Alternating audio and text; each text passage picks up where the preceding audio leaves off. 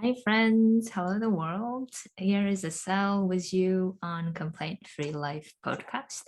And today I have a special guest for you, Vicky. Welcome to this podcast. You are a first guest in a while.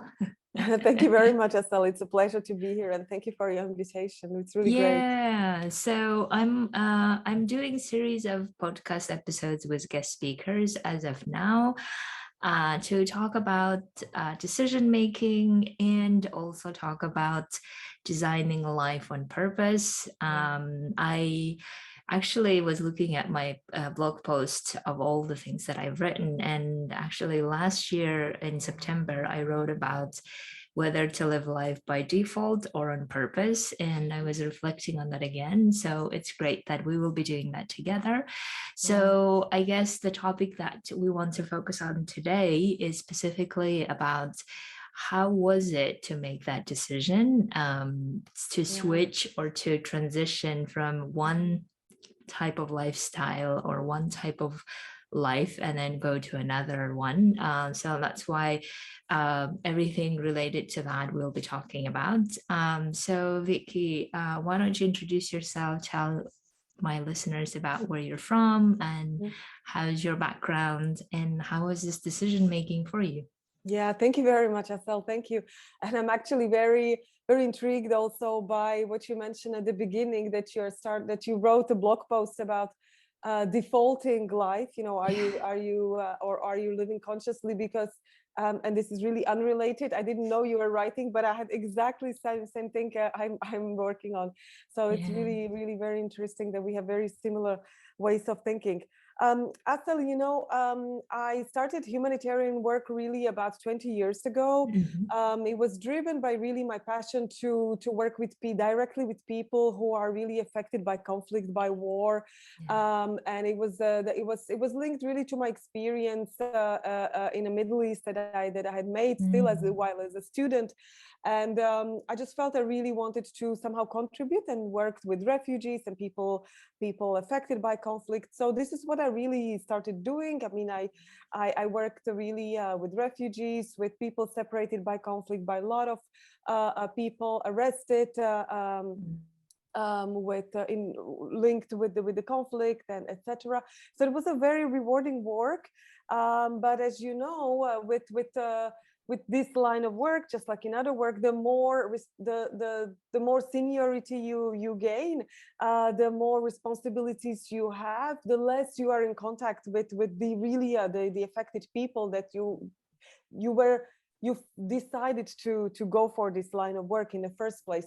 So somehow with many years of this experience, while the experience was really very beneficial, and I would say I learned so much. I met so many incredible people, so that I definitely wouldn't be here having all this knowledge and all this experience if I hadn't experienced and have met so many incredible people. But throughout the years, I also realized that I want to live differently. I want to be more in control of my life, because having living so many years in different contexts, being literally not having so much decision power about where you end up in which context, I realized that this was something that has been weighing heavily on me, but also on so many of my colleagues.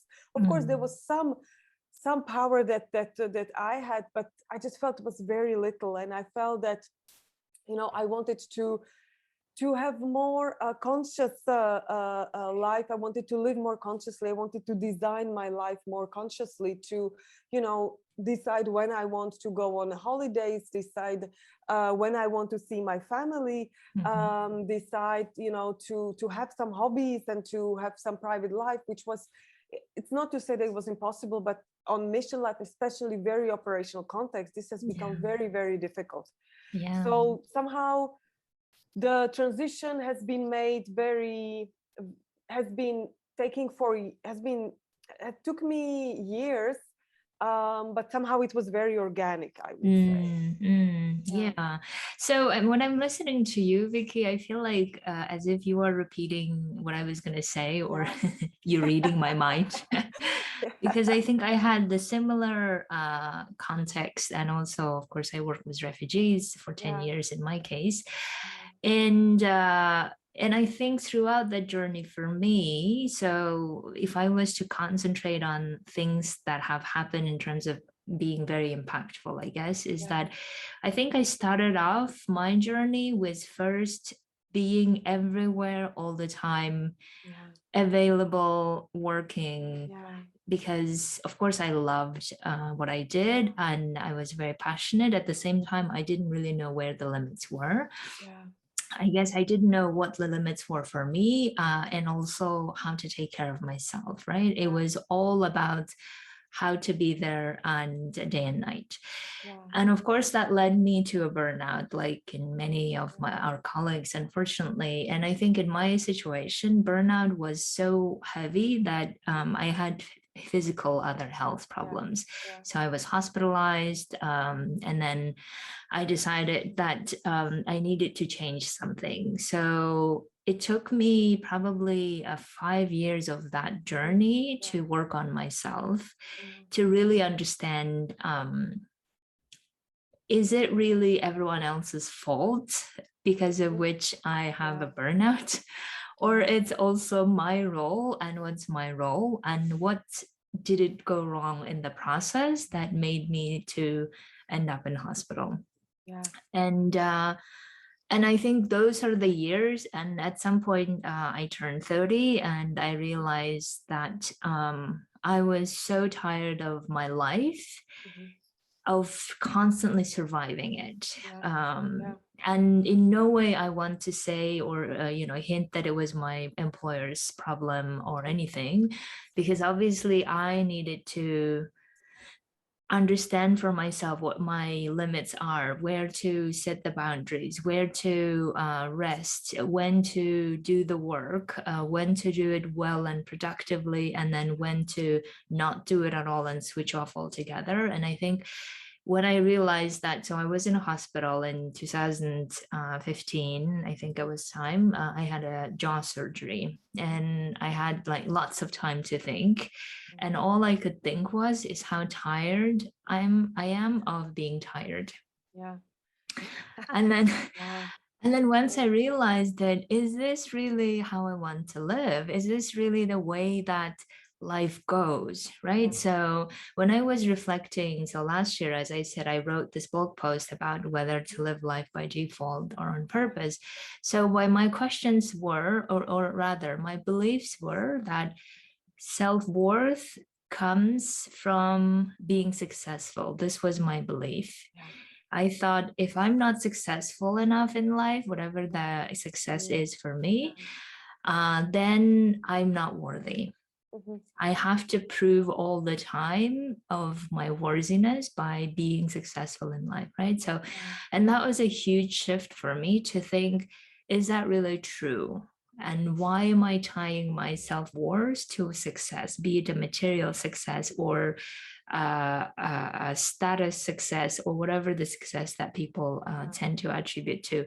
Or another one is, I'm successful if I have done 24/7 work the whole time and showed myself in a heroic way, so that everyone thinks, oh, how great you are, or what a life-saving work you do. And then I get like this ego boost of, I'm this person. Yeah. Yeah. Right? While having all this inside turmoil and mess Absolutely. that I was trying to clean up, I guess, Yeah. in a way. So these were the things, and I think also the other one was always the belief that you can plan in life, but of course, because you work in emergencies, something bad is going to happen, and all your plans fly out.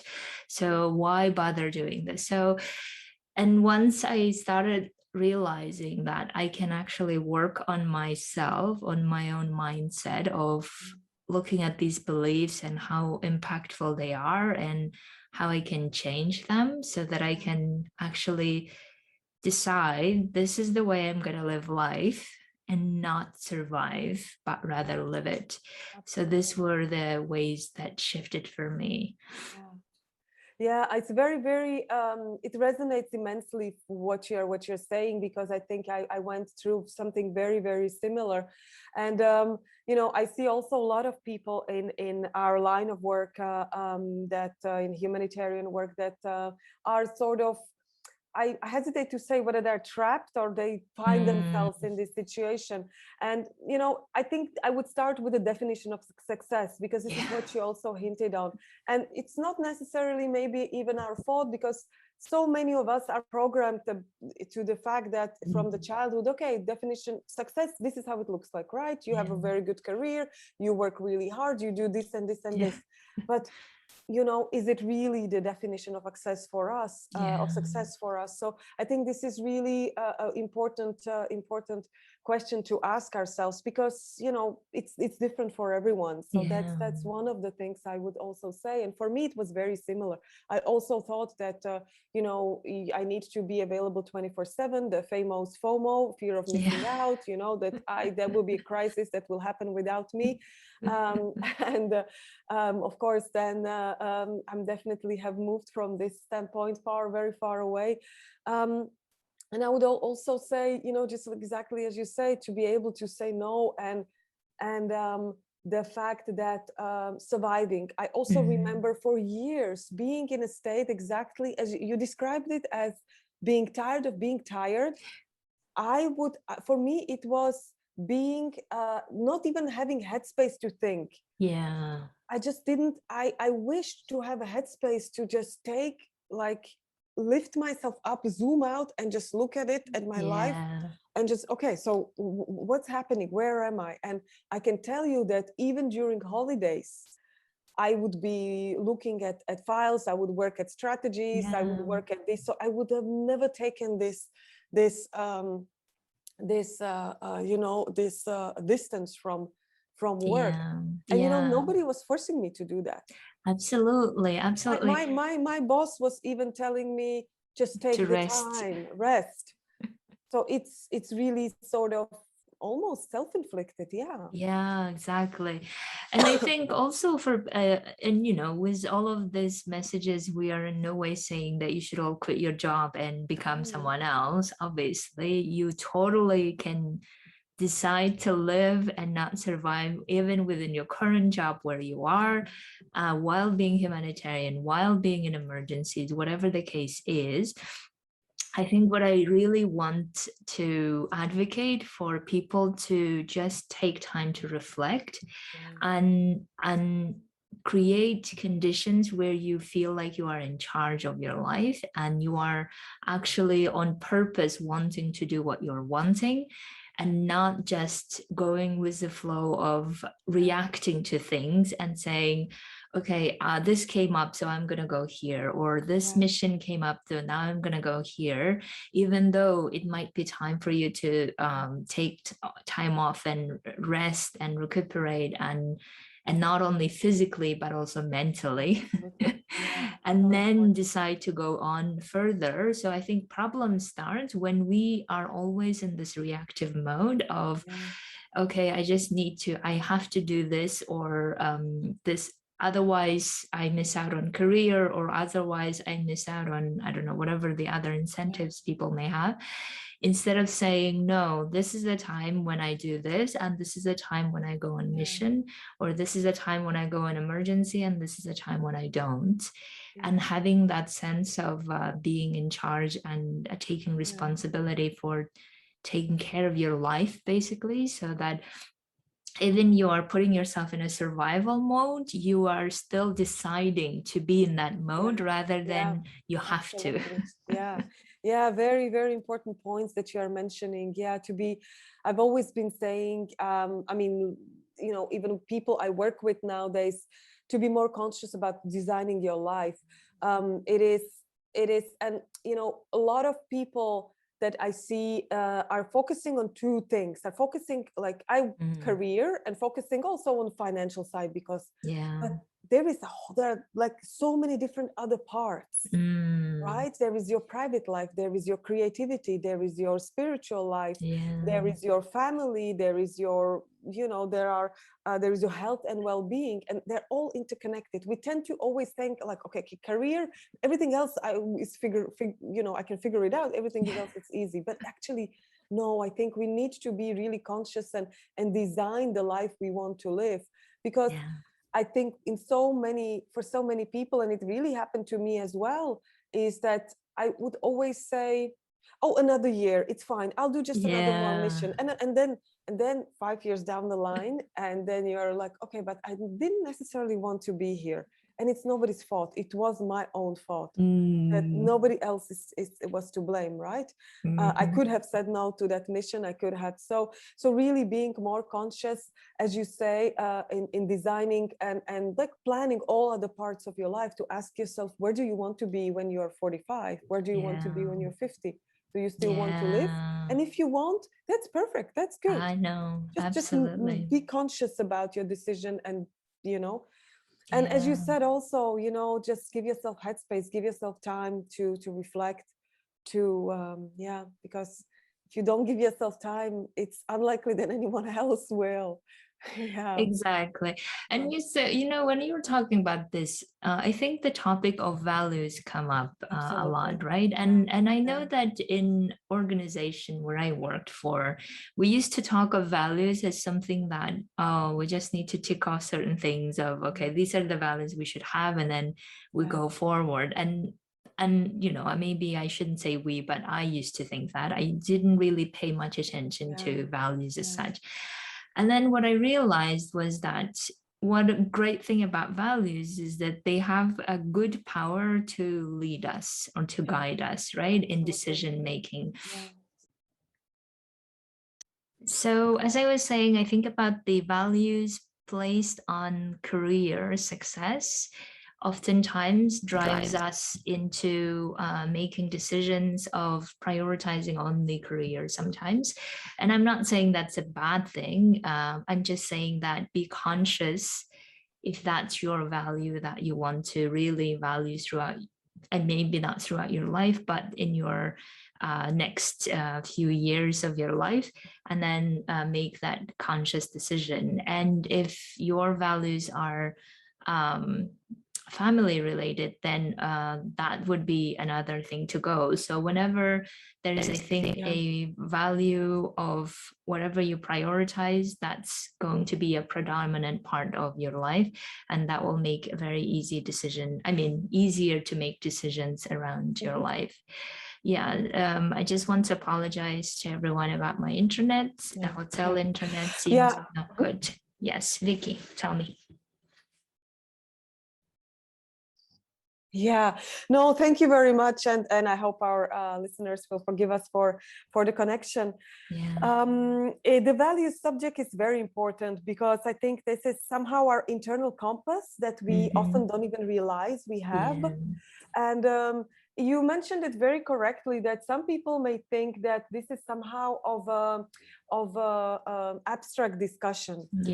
But there is also a simple way to really make it more concrete. If you ask yourself, for example, what was your greatest humanitarian achievement, right?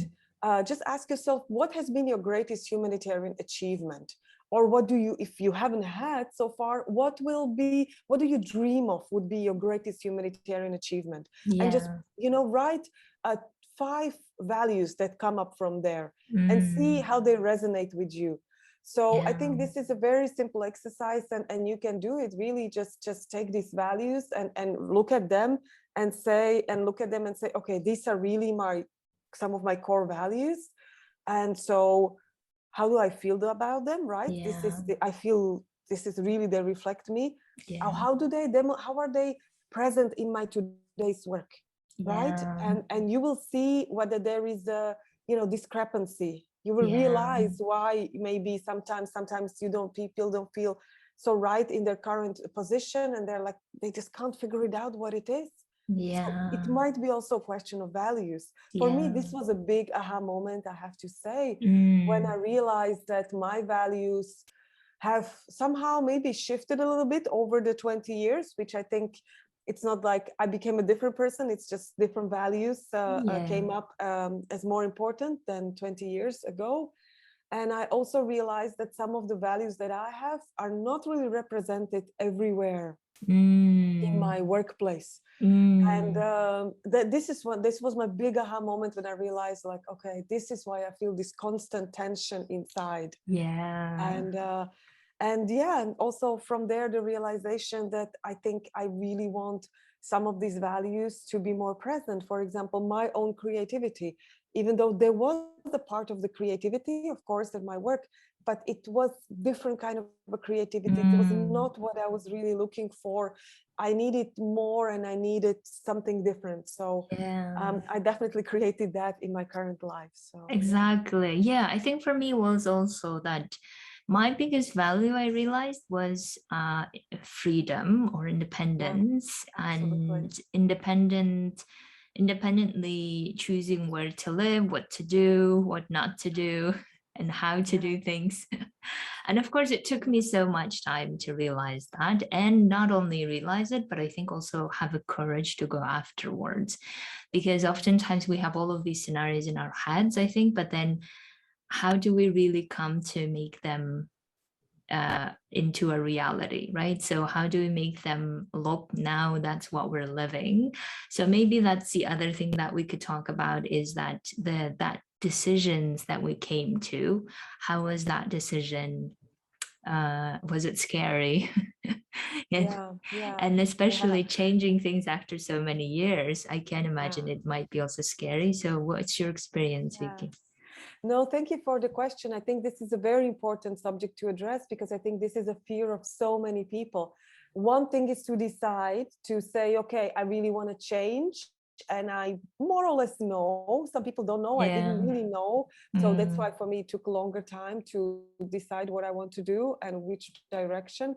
But then the second one is the moment of the decision and taking the step. So I must say that for me, the figuring out process, what exactly it is that I was going to do, and you know, how all these conscious decisions about how I want to live are going to translate in my life. So that's what I definitely has been working on. And for me, it was really important for me was, you know, we all live in our heads most of the time, and especially in our line of work. And even though, yes, the empathy and the emotions in humanitarian work by default should be there and are there, but maybe not as much as for me it was important.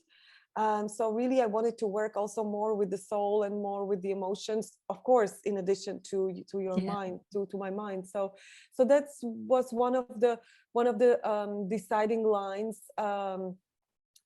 forward. And so once I decided for what I wanted to do, that I wanted to accompany people, you know, in making more conscious life and through transitions and work on their, you know, better life balance. The decision has taken some time, but the deed itself, the departure from my humanitarian engagement towards, you know, my life coaching work has come really sort of natural, very organically. It happened even earlier than I thought. I still thought that I would still do 1 or 2 more years, but then it came really organically. And it was like really, again, another aha moment. It was like, okay, now it's the time. Now I have to go. But important here is to mention that I gave myself time before. And then I took time, and I said it was several years to figure out. I was accompanied myself, somebody who was, you know, calling on me to be accountable to decisions, to explorations. And also, so I prepared as well, right? So it would be wrong to say, oh no, just go after your goal and forget everything else. No, yes, we need to prepare, and you need to make conscious decisions, and because everything has consequences. Of course. Yeah, I think for me was also, it took me about 2 years, I would say.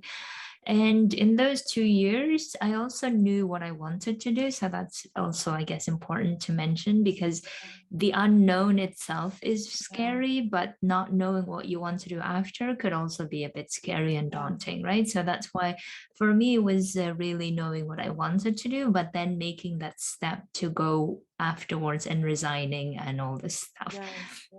So I think one thing I really stress in my decision making is that my question was, is this really how I want to live the next 10 years of my life, following instead of creating the way I want to? And if the answer is yes or no or unknown, that was something that I needed to clean up. And then once the answer was no, that's not how I want to live, then what are the things that I want to change so that my life does not repeat itself in a roughly similar manner? Because I think we often believe that, oh, things are going to be different or improved or better, but then they will be always probably slightly different or better, of course, over time. But if you really want a different life, then obviously you need to make a different life choice so that you create that result. So that's why you ask yourself, I guess, whether this is what you want in the long run. And if the answer is yes, then amazing. If the answer is no, what else, right? So these are the questions. The other thing that I want to stress is that never make a decision out of fear, in a sense of, oh, I'm gonna, I don't know, I'm gonna be missing out, or I'm gonna be this and that. And then you make a decision of, okay, I'm gonna make a decision and bite the bullet and go through and do something else that will likely to lead you to back to the ground zero, or meaning coming back, or because that decision is never sustainable, I guess I want to say.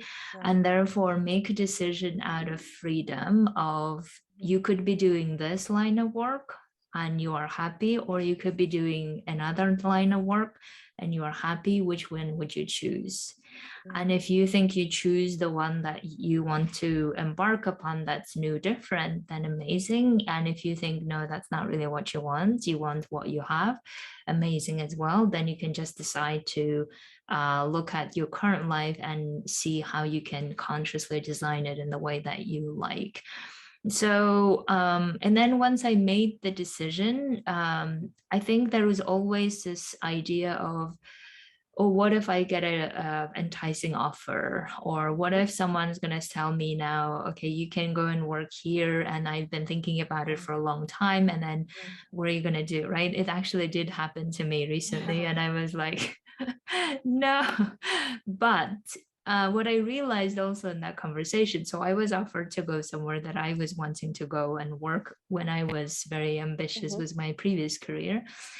And then I realized is that because I had so much peace within me of wanting to create this life that I started as a life coach, that I knew in my head that I can go and live there myself and do the work there. I hear you again, I'm afraid. Oh, are you there? Yes, sorry about this. My internet is again getting wobbly. So once I heard this offer of going to a particular place and work, and then I thought, yeah, but I can go there and work myself with my current life choice. So I don't have to do that as a humanitarian. I can also do it as a life coach, right? So when you have that type of freedom, I think it becomes so much easier to also not get into this thinking of regretting or saying, oh, if I could only do this and then come back or whatever. So there is no back and forth, what I want to say, right? So that's why I guess our message here is that take your time to think about prepare yourself if that's what you want to do and transition to a different role, and also make decisions out of independence of, is that really what you want to do? So with calm, peaceful energy, and not just, no, I'm pissed with this life, or I'm not going to do this anymore, so I'm going to do something else, which will in the end sound like more avoiding dealing with these emotions, and we want to advocate deal with emotions first, don't avoid it, and then Absolutely. once you've processed it, then you can make a decision. Yeah, absolutely. I couldn't agree with you more. It's very important because um, yes, there will be fear, people, that's normal, because of course it's going out of your comfort zone, you're starting something new, of course there's so much fear. But on the top of that, let's not forget, people are projecting. So there will be a lot of people who will be projecting their own fears, even if you are in a in a real calm, centered place, that you really are connected to the deep and true person who you really are, which you are totally capable of. Everyone is. Other people project their own fears. So we really also need to be prepared that to really say, okay, now this person is saying it's impossible, that person is saying it's difficult and all that. Is it really my fear? And they might have some interesting advice. And good, let's listen to advice, let's listen, but let's also recognize when are they projecting their own fears. Because that's, I see very, very often. Exactly. And I think I want to point out here is that maybe fear also could be looked at in different shades, because so I see there is this fear of course, not knowing the unknown and not knowing if it's going to work out. And there is that, right? And that's totally normal. And our brains have never done these things before, so therefore we will be fearful. However, there is also, while having that fear, that you will notice within you deep down that you can still manage it, or you can still do that if that's really what you want to do. Because in the end of the day, whatever we really want to do, we will always find solutions for it. And therefore there is that fear, but then there is I guess the other shade of fear, which is I just have like forcing type of fear, when you are forcing to make a decision to just get out of here, or forcing to make a decision of this is not what I want and now I want to do something else. But there is all this unprocessed emotions that are there, and I think they're also forcing you to make a decision fast, I guess. And those are the things that you want to watch out for. But if it's a fear related to, oh, I don't know if it's gonna work out the way I want to, that's normal. You will have it, and you'll probably keep having it for a while. And that's gonna go away eventually, hopefully, but maybe not. But that's also, I guess, we want to know when this is a fear of growth that we want to go towards, right? Or a fear of being stuck in one place, like you said. And once we differentiate which of that fear is, then we can decide which one we want to go for. And that's why, well, maybe just one of the last things I would say, don't do it by yourself. Be accompanied, whether this is your partner or someone that, someone that really trusts your vision as well. Because, it's not even our experience only, but also research that shows that people who are accompanied and like systematically and consistently somehow have these discussions and go step by step in their discovery journey or transition journey, they tend to be more successful, because it's like one step at a time. It's one step at a time. And we are human beings, so whatever is difficult, whenever we are out of our comfort zone, we tend to sort of, okay, if I don't have to do it, maybe I will avoid it. And then suddenly, so it is important to be consistent and work every day, or every second day, whatever you set out for yourself. I think it's really important. That's, people that's who a are good point.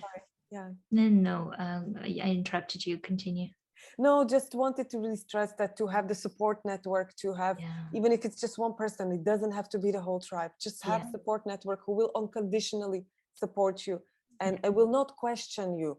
Might have interesting opinions or might help you in thinking, but will not be, throwing obstacles in your way. Yeah, exactly. And I think in this occasion, I should mention that the decision making part that I did it with my life coach, Yeah, and I continue having one now.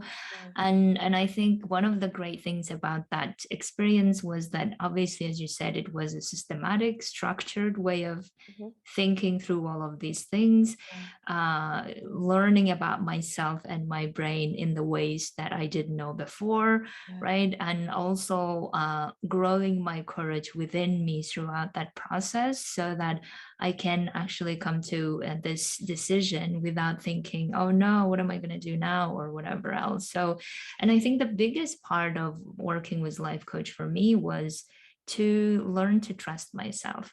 yeah, yeah, And through that trust, then I can do whatever I want in life. But as long as I keep thinking that other people are gonna I don't know, they will be the ones who will help me get somewhere. Of course, we all need each other, but yeah, I think the biggest piece that I needed to gain was my trust with myself yeah, within me, and yeah, then say that I can take care of you no matter what you do and or no matter who you become.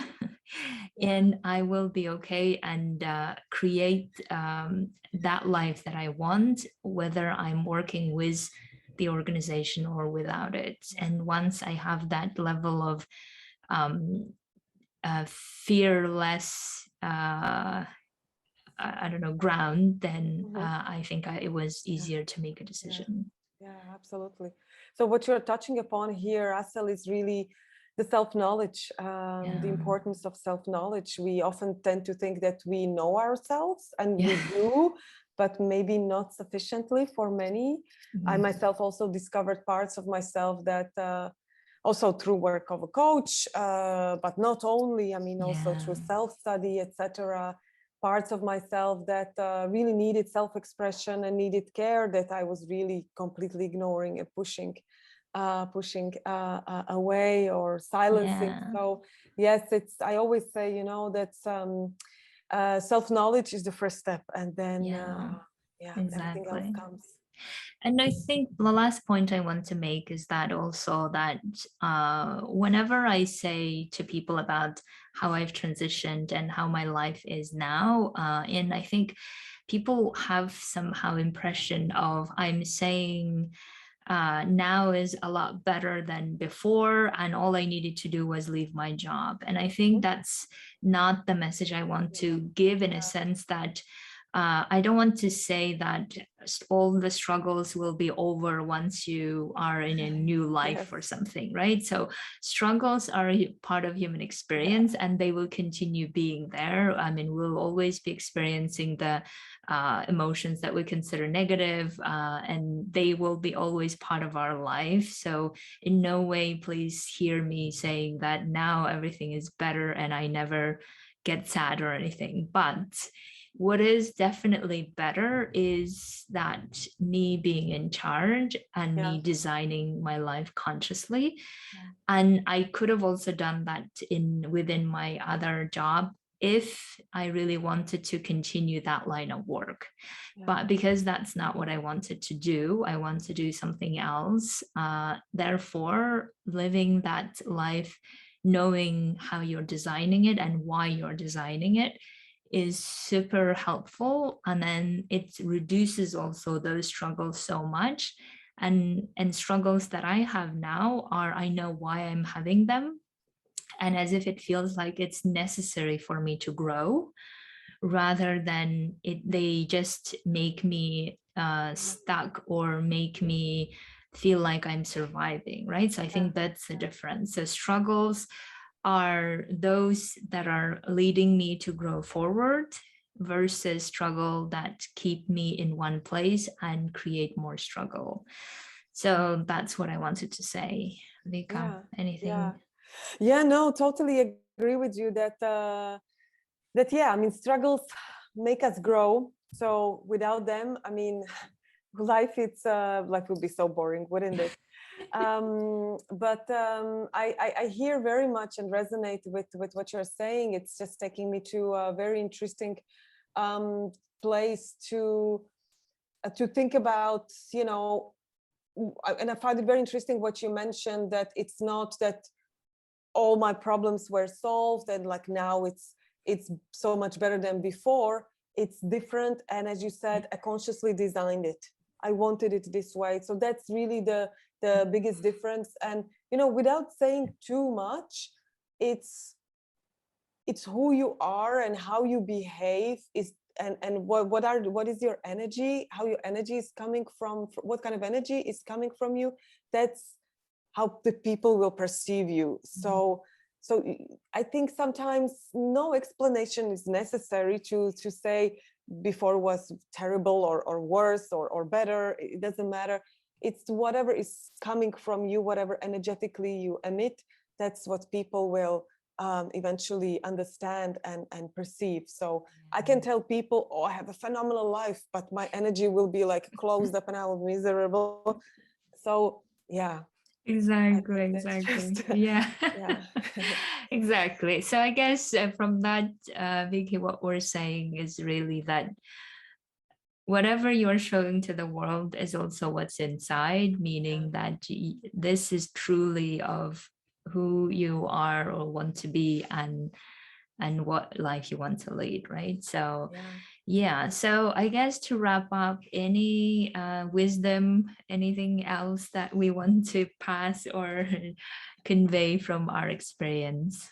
I would just say, give yourself the options, give yourself the chance, give yourself the option. I know it sounds very banal, and I know that if I had heard this like a few years ago, I would be also rolling my eyes. Yeah. So I do hear it. I don't know how to translate it in a more acceptable way, but you know, it's very simple. Give yourself the time, give yourself the options, because if you don't, nobody else will. Exactly. Excellent. And I would say that if you have somewhere clinging of question marks of, is this really how I want to live? Or is this really what I want to do? Whatever the question is, you really want to answer that, because otherwise it will keep creating problems for a long run. And eventually you will not like your life because of those small clinging questions. And then once you answer that, many things will be clearer. But as Vicky wonderfully said, give yourself a chance to answer those questions and reflect on them. And then once you have reflected, then your inner wisdom will tell you what's the right thing to do. It's just your job then to go after and do it. So we really hope that you will listen to yourself and find out all the things, amazingness that you have, and you will bring it to this world. So Vicky, so thank you so much Thank you for very much being for the here. invite. Yeah, It was a it's real been pleasure to have been here. absolutely. I'm so amazed that we can just have these, soulmates to talk about all these things. And I hope that it's been useful for you all. And if you have any questions to Vicky, where can they find you? Well, they can find me under vickyhobinkacoaching.com. That's probably the easiest way. Yeah, exactly. Thank you so much. So reach out to Vicky, reach out to me, and ask all of your questions, and we'll be happy to answer them. Thank you very much. Take care. Bye-bye. Bye.